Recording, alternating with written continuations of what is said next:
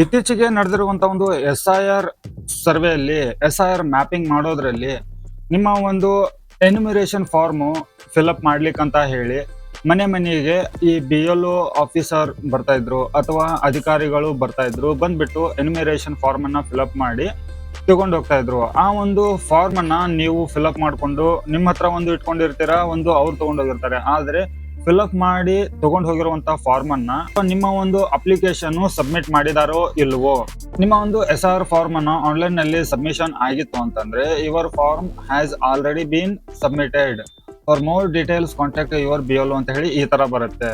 ಒಂದು ವೇಳೆ ನಿಮ್ಮ ಒಂದು SIR ಫಾರ್ಮ್ ಅನ್ನ ಆನ್ಲೈನ್ ನಲ್ಲಿ ಸಬ್ಮಿಟ್ ಮಾಡದೇ ಇದ್ರೆ ಫ್ರೀ ಫೀಲ್ಡ್ ಇನ್ಫಾರ್ಮೇಶನ್ ಅಂತೇಳಿ ಈ ತರ ಬಂದು ಇಲ್ಲಿ ನಿಮ್ಗೆ ಇಷ್ಟೆಲ್ಲ ಡೀಟೇಲ್ಸ್ ಓಪನ್ ಆಗುತ್ತೆ. ಸೊ ಈ ತರ ಬಂತು ಅಂತಂದ್ರೆ ನಿಮ್ಮ ಒಂದು SIR ಫಾರ್ಮ್ ಆನ್ಲೈನ್ ನಲ್ಲಿ ಸಬ್ಮಿಷನ್ ಆಗಿರೋದಿಲ್ಲ. ಈ ತರ ಆಗೋದ್ರಿಂದ ನಿಮ್ಮ ಒಂದು ವೋಟರ್ ID ಕಾರ್ಡು ಡಿಲೀಟ್ ಆಗುವಂತ ಒಂದು ಚಾನ್ಸಸ್ ಕೂಡ ಇದೆ. ಸೊ ಹಾಗಿದ್ರೆ ನಾನು ಇವತ್ತಿನ ಈ ಒಂದು ವಿಡಿಯೋದಲ್ಲಿ ನಿಮ್ಮ ಒಂದು SIR ಎನ್ಯುಮರೇಷನ್ ಫಾರ್ಮ್ ಅನ್ನ ಆನ್ಲೈನ್ ನಲ್ಲಿ ಸಬ್ಮಿಟ್ ಆಗಿರುವಂತ ಒಂದು ಸ್ಟೇಟಸ್ ಅನ್ನ ಯಾವ ತರ ಚೆಕ್ ಮಾಡ್ಕೊಳ್ಳೋದು, ಒಂದು ವೇಳೆ ನಿಮ್ಮ ಒಂದು ವೋಟರ್ ID ಡಿಲೀಟ್ ಆಗಿದೆಯಾ ಇಲ್ವಾ ಅದನ್ನ ಕೂಡ ಚೆಕ್ ಮಾಡ್ಕೊಳ್ಳಿಕ್ಕೆ ಸರ್ಕಾರದಿಂದ ಒಂದು ಪರ್ಟಿಕ್ಯುಲರ್ಲಿ ಒಂದು ಲಿಂಕ್ ಅನ್ನ ಬಿಡುಗಡೆ ಮಾಡಿದ್ದಾರೆ. ಆ ಒಂದು ನೋಡಿ, ಸರ್ಕಾರದಿಂದ ಹೊಸದಾಗಿ ಒಂದು ಲಿಂಕ್ ಅನ್ನ ಬಿಡುಗಡೆ ಮಾಡಿದ್ದಾರೆ. ಆ ಒಂದು ಲಿಂಕ್ ಅನ್ನ ಕೂಡ ನಾನು ನಿಮಗೆ ಡಿಸ್ಕ್ರಿಪ್ಷನ್ ಬಾಕ್ಸ್ ಅಲ್ಲಿ ಕೊಡ್ತೇನೆ. ಮೊದಲು ನಿಮ್ಮ ಒಂದು ವೋಟರ್ ಐಡಿಯ ಸ್ಟೇಟಸ್ ಅನ್ನ ನೀವು ಚೆಕ್ ಮಾಡ್ಕೋಬೇಕಾಗತ್ತೆ. ಚೆಕ್ ಮಾಡ್ಕೊಂಡು ಒಂದು ವೇಳೆ ಡಿಲೀಟ್ ಆಗಿತ್ತು ಅಂತಂದ್ರೆ ಯಾವ ಕಾರಣಕ್ಕೆ ನಿಮ್ಮ ಒಂದು ವೋಟರ್ ID ಡಿಲೀಟ್ ಆಗಿದೆ ಅಂತ ಹೇಳಿ ಕೂಡ ಇದರಲ್ಲಿ ನಿಮ್ಗೆ ತಿಳಿಯುತ್ತೆ. ಮೊದಲು ನಾನು ನಿಮ್ಗೆ ಪ್ರಾಕ್ಟಿಕಲಿ ತಿಳಿಸ್ಕೊಡ್ತೇನೆ ಯಾವ ತರ ಚೆಕ್ ಮಾಡೋದು ಅಂತ ಹೇಳಿ. ಆಮೇಲೆ ನೀವು ಕೂಡ ನಿಮ್ಮ ಒಂದು ವೋಟರ್ ID ಲಿಸ್ಟ್ ಒಂದು ವೇಳೆ ಡಿಲೀಟ್ ಆಗಿತ್ತು ಅಂತಂದ್ರೆ ಈ ಒಂದು ಲಿಂಕ್ ನಲ್ಲಿ ಹೋಗ್ಬಿಟ್ಟು ನಿಮ್ಮ ವೋಟರ್ ID ನಂಬರ್ ಅನ್ನ ಹಾಕಿ ಚೆಕ್ ಮಾಡ್ಕೋಬಹುದು. ಸೊ ಇವಾಗ ನಾನು ಮೊದಲು ನಿಮ್ಮ ಒಂದು SIR ಫಾರ್ಮ್ ಅಪ್ಲೋಡ್ ಆದ ನಂತರ ನಿಮ್ಮ ಒಂದು ಸ್ಟೇಟಸ್ ಸಬ್ಮಿಟ್ ಆಗಿದೆಯಾ ಅಥವಾ ಇಲ್ವಾ ಅಂತ ಹೇಳಿ ತಿಳ್ಕೊಳ್ಳಿಕ್ಕಾಗಿ ನಾನು ಮೊದಲು ECInet ಅನ್ನೋ ಒಂದು ಪೋರ್ಟಲ್ಗೆ ಲಾಗಿನ್ ಆಗಬೇಕಾಗುತ್ತೆ. ಮೊದಲು ನಿಮ್ಮ ಒಂದು ಸ್ಟೇಟಸ್ ಅನ್ನ ಚೆಕ್ ಮಾಡ್ಕೋಬೇಕು ಅಂತಂದ್ರೆ ಸೊ ಇಲ್ಲಿ ಫಿಲ್ ಎನ್ಯುಮರೇಷನ್ ಫಾರ್ಮ್ ಅಂತ ಇದೆ ನೋಡಿ, ಈ ಒಂದು ಆಪ್ಷನ್ ಮೇಲೆ ಕ್ಲಿಕ್ ಮಾಡ್ಕೋಬೇಕಾಗತ್ತೆ. ಕ್ಲಿಕ್ ಮಾಡ್ಕೊಂಡ ನಂತರ ಇಲ್ಲಿ ನಿಮ್ಮ ಒಂದು ಸ್ಟೇಟ್ ಯಾವುದು ಅಂತ ಅನ್ನೋದನ್ನ ಆಯ್ಕೆ ಮಾಡ್ಕೊಂಡ ನಂತರ ಇಲ್ಲಿ ನಿಮ್ಮ ವೋಟರ್ ID ನಂಬರ್ ಅನ್ನ ಎಂಟ್ರಿ ಮಾಡಿ.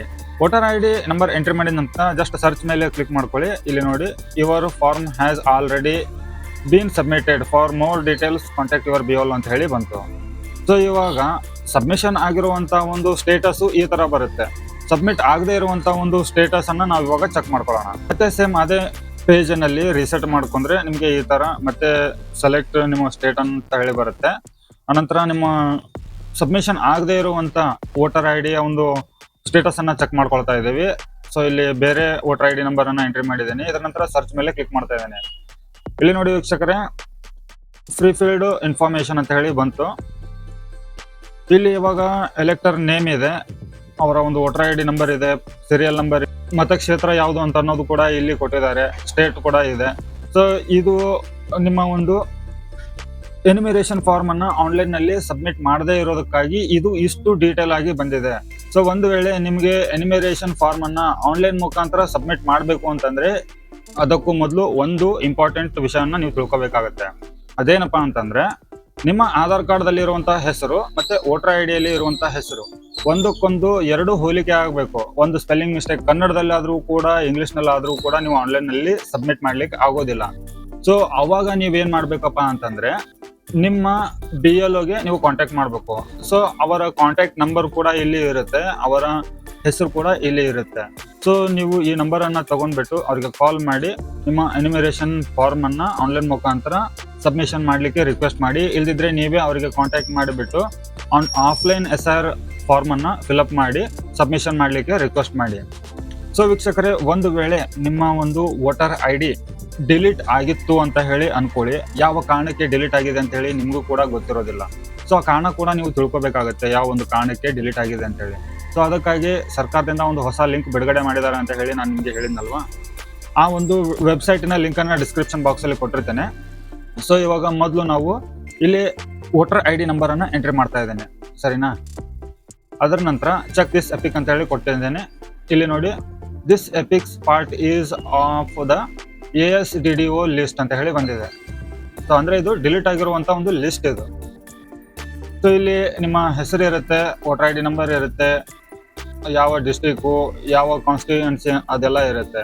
ಸೊ ಇಲ್ಲಿ ಕೆಳಗಡೆ ನಿಮಗೆ ರೀಸನ್ ಕೂಡ ಇರುತ್ತೆ, ಯಾವ ಕಾರಣದಿಂದ ನಿಮ್ಮ ವೋಟರ್ ಐ ಡಿ ಡಿಲೀಟ್ ಆಗಿದೆ ಅಂತ ಹೇಳಿ. ಡಿಲೀಟ್ ಆಗಿರೋ ಕಾರಣ ಏನಪ್ಪಾ ಅಂತಂದ್ರೆ ಪರ್ಮನೆಂಟ್ಲಿ ಶಿಫ್ಟೆಡ್, ಅಂದ್ರೆ ನಾವು ಒಂದು ಪ್ಲೇಸ್ನಿಂದ ಇನ್ನೊಂದು ಪ್ಲೇಸಿಗೆ ಹೋಗ್ಬಿಟ್ಟು ಅಲ್ಲಿ ಇನ್ನೊಂದು ವೋಟರ್ ಐ ಡಿ ಕಾರ್ಡನ್ನ ಮಾಡ್ಕೊಂಡಿರಬಹುದು, ಸರಿನಾ. ಸೊ ಪರ್ಮನೆಂಟ್ಲಿ ಶಿಫ್ಟೆಡ್ ಅಂತ ಅಂದ್ರೆ ಒಂದು ಸ್ಟೇಟಿನಿಂದ ಒಂದು ಸ್ಟೇಟಿಗೆ ಹೋಗಿರ್ಬೋದು, ಅಥವಾ ಒಂದು ಪ್ಲೇಸ್ನಿಂದ ಬೇರೆ ಪ್ಲೇಸಿಗೆ ಹೋಗ್ಬಿಟ್ಟು ಆ ಒಂದು ಊರಿನಲ್ಲಿ ಹೊಸ ವೋಟರ್ ಐ ಡಿಯನ್ನ ಅರ್ಜಿ ಸಲ್ಲಿಸ್ಬಿಟ್ಟು ಅಲ್ಲಿಂದ ಹೊಸ ವೋಟರ್ ಐ ಡಿಯನ್ನ ಪಡ್ಕೊಂಡಾಗ ಈ ತರ ಒಂದು ರೀಸನ್ ತೋರಿಸ್ತಾ ಇದೆ. ಸೊ ಈ ತರ ರೀಸನ್ಗಳನ್ನ ನೀವು ತಿಳ್ಕೊಬಹುದು, ಯಾವ ಕಾರಣದಿಂದ ನಿಮ್ಮ ವೋಟರ್ ಐ ಡಿ ಡಿಲೀಟ್ ಆಗಿರಬಹುದು ಅಂತ ಹೇಳಿ. ಇಲ್ಲಿ ಕೊಟ್ಟಿದ್ದಾರೆ ನೋಡಿ, ನಿಮಗೆ ಆಪ್ಷನ್ಗಳನ್ನ ಕೊಟ್ಟಿದ್ದಾರೆ. ಎ ಅಂದ್ರೆ ಅಬ್ಸೆಂಟು, ಎಸ್ ಅಂದ್ರೆ ಶಿಫ್ಟೆಡ್, ಸೊ ಇಲ್ಲಿ ಡೆತ್ ಮತ್ತೆ ಡುಪ್ಲಿಕೇಟು, ಅದರ್ಸ್, ಈ ತರ ಬೇರೆ ಬೇರೆ ರೀಸನ್ಗಳನ್ನ ಇಲ್ಲಿ ಕೊಟ್ಟಿದ್ದಾರೆ. ಈ 5 ರೀಸನ್ಗಳಲ್ಲಿ ಯಾವ್ದಾದ್ರು ಒಂದು ರೀಸನ್ ನಿಮ್ಮ ವೋಟರ್ ಐ ಡಿ ಡಿಲೀಟ್ ಆಗ್ಲಿಕ್ಕೆ ಕಾರಣ ಆಗಿರುತ್ತೆ. ಸೊ ವೀಕ್ಷಕರೇ, ಇವತ್ತಿನ ಈ ಒಂದು ಮಾಹಿತಿ ನಿಮ್ಗೆ ಉಪಯೋಗ ಆಗಿರಬಹುದು. ಉಪಯೋಗ ಆಗಿದ್ರೆ ವಿಡಿಯೋಗೆ ಒಂದು ಲೈಕ್ ಕೊಟ್ಟು ಚಾನಲ್ಗೆ ಸಬ್ಸ್ಕ್ರೈಬ್ ಮಾಡಿ. ಇದೇ ತರ ಮಾಹಿತಿಗಳು ನಿಮಗೆ ನಿರಂತರವಾಗಿ ನೋಟಿಫಿಕೇಶನ್ ಬರ್ತಾ ಇರುತ್ತೆ. ಮತ್ತೆ ಹೊಸ ಮಾಹಿತಿಯೊಂದಿಗೆ ಸಿಗ್ತೀನಿ. ಅಲ್ಲಿವರೆಗೂ ಜೈ ಹಿಂದ್.